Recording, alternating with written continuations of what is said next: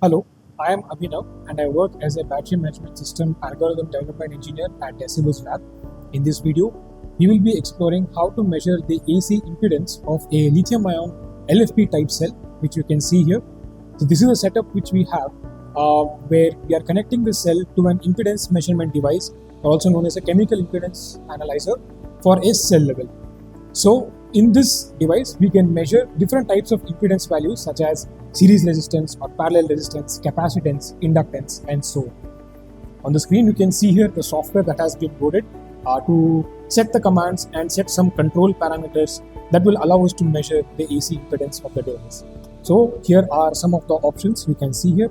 So by default, you can see that solution resistance, or you can say the series resistance, has already been loaded.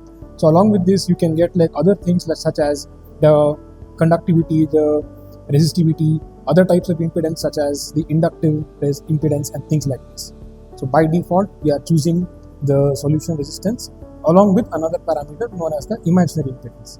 So you can now go for setting the frequency. So since we are supplying an AC signal, we have to specify at what frequency.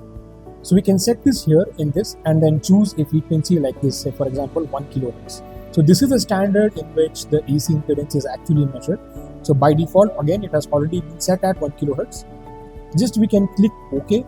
And now if we click trigger, you can see that on the screen, it shows the AC impedance of the cell. So once again, this is the AC impedance of a lithium phosphate or LFP type cell, where you can see what is the solution resistance given over here and what is the imaginary impedance given over here. So along with that, we are also able to observe the cell level in voltage. So that is at 3.25 volts, which is near the nominal voltage of the cell. And you can see that what is the input, what is the output. So input here is IAC, or the input current, AC input current, which is at 38.19 milliamperes.